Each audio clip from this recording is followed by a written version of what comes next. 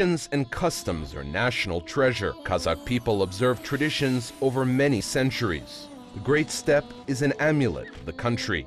You can watch the customs and traditions of the Kazakhs in the Modern Nomads program.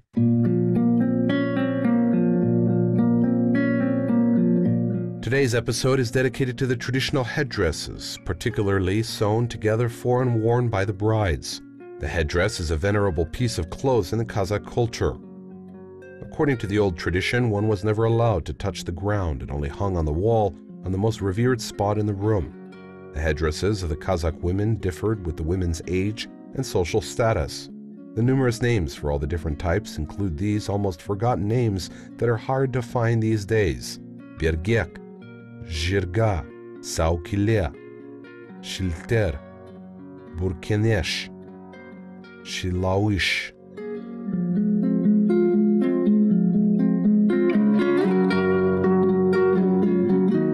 Тарихтағы ұмытылып бара жатқан мынау әйелдердің өте-мөте қыздардың. Back in the days, there were one type of headdress called birgek. Currently obsolete, it was meant to be worn by young women. Lavishly adorned with gemstones, golden plates, and silver thread, this beautiful piece of work resembled the more familiar saukile. It had a thick top that likened it to a round-top borik, worn in colder weather. The name of the headdress comes from the word birik, meaning resilient and tough. These properties were meant to be passed on to the person who wears the birgek, for the woman dressed to be strong-headed and supple. After the engagement rituals, the newly found bride was gifted a birgek with owl feathers and a set of earrings. This was an old tradition of gifting presents to the new daughter-in-law on her first day in the status. First, the groom's ambassador arrives at the girl's house. After the proposition is made and accepted, another ritual called dressing the owl takes place. The owl-feathered birgek is placed on the bride's head as a protective talisman and a sign of unavailability to the male population of potential contenders. This girl is already engaged, made out the men who saw a girl wearing a birgek.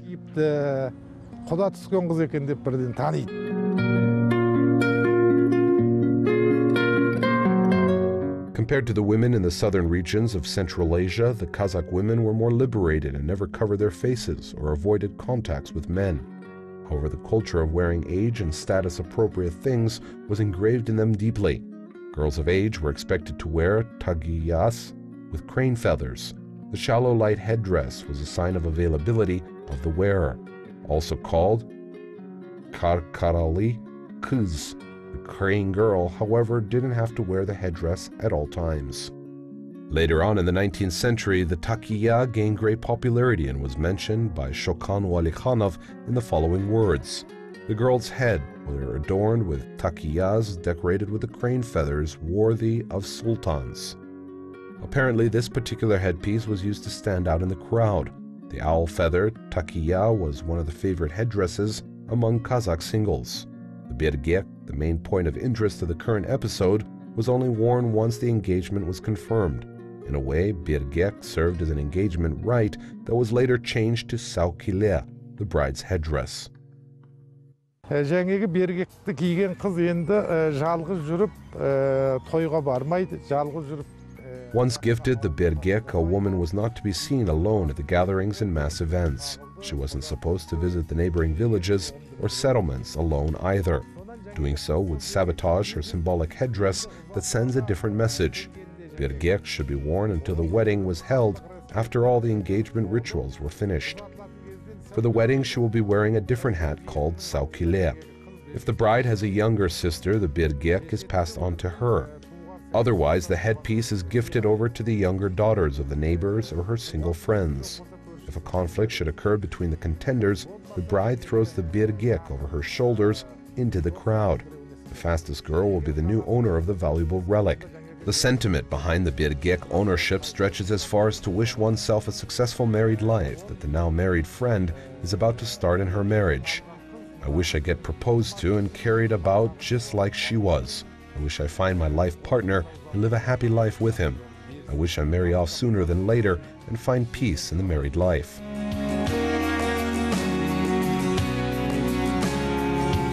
In the nomadic tradition, the headdress is not just an element of clothes. carries a specific message. For example, the single were to wear headpieces of the brighter colors. The elderly, on the opposite, were seen wearing darker, earthly colors in their hats. The headdress and the chapan, or overcoat, served as direct signs of wealth and status. Prominent headpieces naturally attracted more attention and thus required a lot more care in both messaging and interpretation. Served as an indicator of well-being and abundance, a headdress could make or break one's image, make it appear younger, or more beautiful, or bleak and uninteresting. The hats were often decorated with valuable gems and gold if the owner could afford them. However, the bride headdresses were always exuberantly bedecked, no matter what it took her future in-laws to make it. The culture has integrated the tradition of birgek enough to have a song devoted to the ritual. The object was incorporated in the farewell song that the bride sang to her parents, Sinsu, also known as the Sad Road. I wore the birgek, now I have a fiancé, will not give my birgek. Even to the best girl, I will not give my birgek. To the worst girl either. I have a younger sister, she should receive my birgek. I wish she lives close by, to stay close like before. One meaning on the songs lies in the geo-economical circumstance of the yester times. The engagement carried an important role in retaining the integrity of the country. The girls from the south were married off to the north. The western beauties found homes in the far east. The vast land needed a way to keep its borders intact. Leaving home for another place that was months of riding away was hard. Taking your younger sister there was a way of coping with homesickness. Having a sibling close by made the life in the new place less hostile. This was the notion of our ancestors that kept us alive and relevant till now. The traditions constantly evolve and update in response to the calls of time. The resurrection of the traditions in the neighboring Turkic countries stirred the uplift of the traditions in Kazakhstan. The Eastern traditions have seeped into our culture as well. The culture of wearing beautiful clothes came into bloom with the development of the Great Silk Way, despite the fact that we mostly remained nomadic in that period. We managed to preserve the majority of the traditions, yet lost a few on the way to modernity. One of the lost traditions is birgek gifting. Perhaps due to its ancient origins, we have completely blanked in it.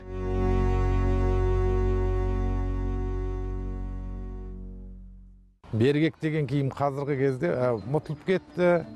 Қазір ол үкі таққанда ақша бере салатын, үкі таққанда. The tradition to gift birgek has fallen out of the body of Kazakh traditions, and I think we need to return it back. Today, instead of gifting a birgek for the Yuki Tagu people, get away with paying money or bringing in cattle. Fortunately, the earrings are still worn in the process in the way our ancestors meant to. The meaning behind gifting birgek was to give the future wife and mother the protection of her husband's family.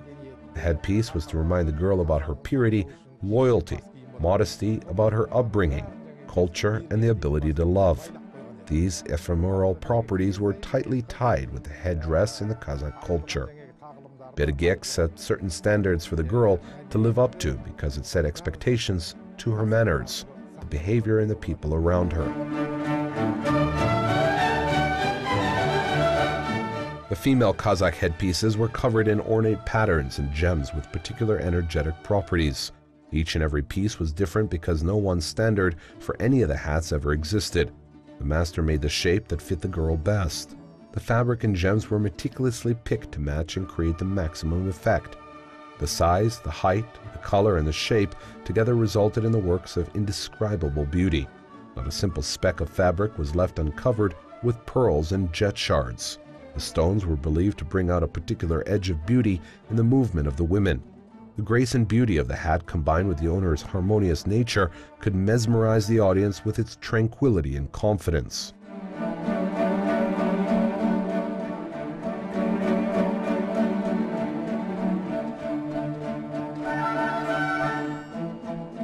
Ал енді қыз жаңағы бергекті шешіп болғаннан кейін ұзатылу тойында сәукеле киеді. Сәукеле дегеніміз ұзын, үлкен болып, биік болып тігіледі, кигіз үй формасында болады, оның төбесіне үкі қадалады. The night before the wedding, the bride takes off her birgek and puts on the auspicious saukile. Roughly resembling a yurt, saukile is made tall and thin. The top is adorned with owl feathers. Embezzled with golden, silver silk threads, it turns into a piece of art. Only the best, most beautiful fabrics are used on the saukile. The height is dictated by the interpretation of the wedding ritual. The girl will become the fireplace keeper and declares that with her tall hat, she is now the center of the house. Even the color of the threads used has several interpretations. The golden thread meant the girl wanted to be treated well and revered as golden. The silver thread meant she wanted to be a level-headed, wise, and calm person. The green threads meant she wanted a big family, where she could realize herself as a happy, healthy mother. The blue threads reminded the girl that she should be patient and weather through conflicts and tough times. This way she made her intentions to preserve her family clear to everybody. The saukile is worn throughout the 3 days of celebration. Жақсылық болсын дейді. Сол сияқты сол жаңағы сәукелені алғашқы той күні киеді.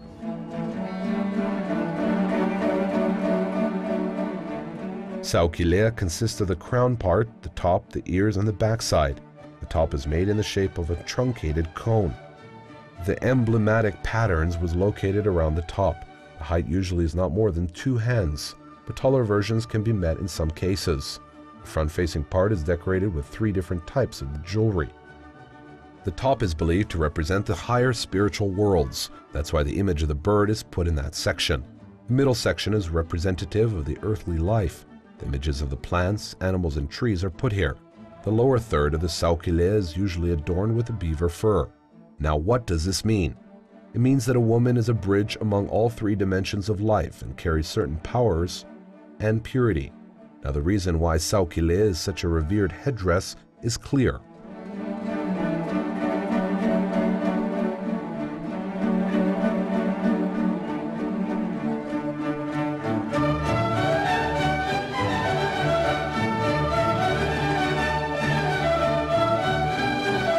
Сәукелені жайдан жай кие салмайды. Ол бір тойдың сәні ғана емес, онда сондай үлкен ұғымдар бар. Saukile is not to be worn freely. It is not only a beautiful attribute of the wedding costume, but a transition tool. A material piece like this raised the woman's awareness in the changes that she will undergo when she steps into the new phase of her life. Her parents and the parents of her husband put up high hopes for her as the mother of the future offspring. After the wedding was over, the saukile was carefully wrapped in white clothes and kept somewhere high above the ground to be taken out once in a while for maintenance. It serves as a constant reminder of her upbringing in her paternal house, their wisdom and love. It was also a reminder of her single days, her relatives and friends. For example, Ayaz B hung his old chapan on the gates to remind himself about the past lives. Мысалы, жаңағы Ayaz B'дің ескі шапанын қақпасына іліп қойған сияқты, бұрынғы күнімді ұмытып кетпейін деген сияқты.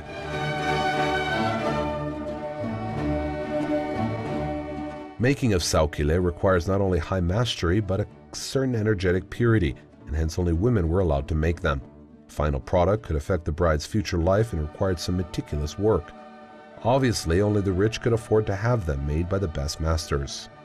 An old historian, Mashkur Jusip Kopay Uli, have recorded a story related to the saukile in his work from the 19th century.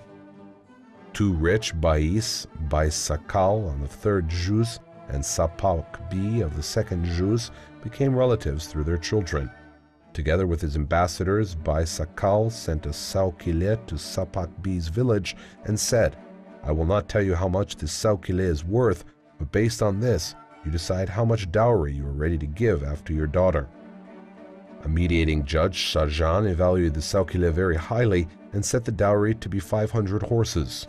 For example, the headpiece of the golden man found in the Yisik burial ground looks like a saukile, and based on the amount of golden plates used to decorate it, we can easily say the boy belonged to a respected family.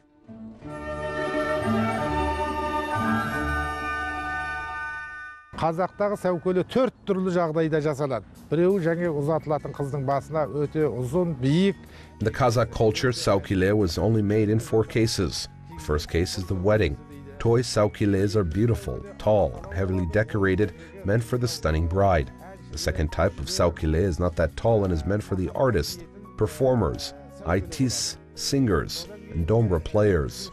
The third type was meant for the outings. Saukile requires a complete set of auspicious clothes to be worn and hence was relevant on the big celebratory events. The fourth type was usually gifted to the revered guest and was used less often. Ажар беретін нәрсе. Сонан кейінгі біреуі мынау сыйға тартатын сәукеле. Сыйға тартып отырады.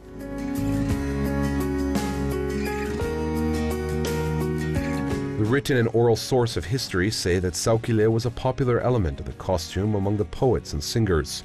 It was a way to stand out as an artist for them, to show his or her artist status and the level of respect to be shown. A poet called Joly is reported to have arrived to a mortuary dinner in a saukile in the 19th century Sari Arka. Folk performers were known to dress unusually well and showcase various types of jewelry.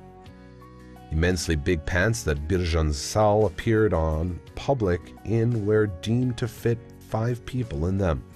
Joly Sal was said to have made a saukile worth 100 horses. To this one particular dinner, he was told to have arrived atop of a camel, separate from the rest of the artist.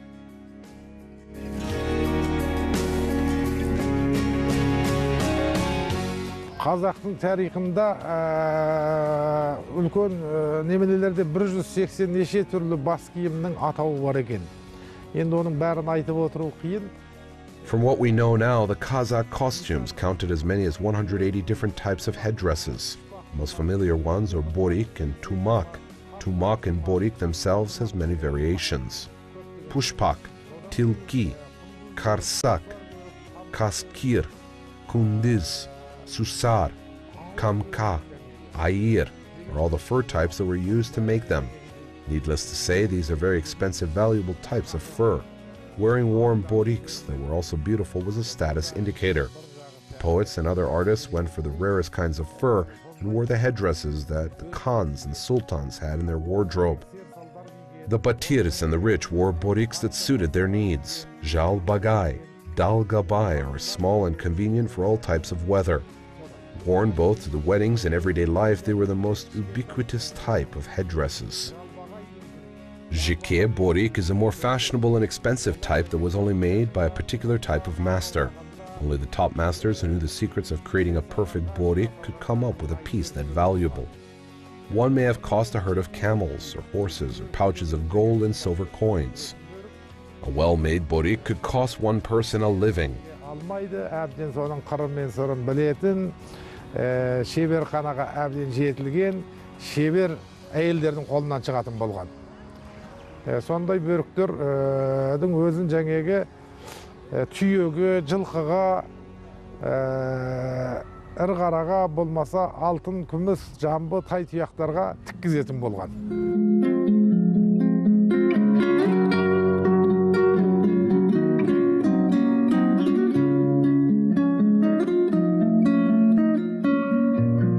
A lot of legends and superstitions exist around the topic of headwear. Going back to the ancient myths, these folklore artifacts can sound, at least to a foreign ear. The headwear that was already in use was never to be gifted or exchanged. It was believed that this way a person inflict terrible headaches and maladies into himself. And luck could leave a household and complicate the new owner's life. Selling used headwear was unacceptable as well. Gifting headwear that is created for this purpose could disturb the young people's chances to happily marry somebody. By giving away one's headwear to somebody, one could become unfortunate and broke. Hence, only new headdresses were presented as gifts.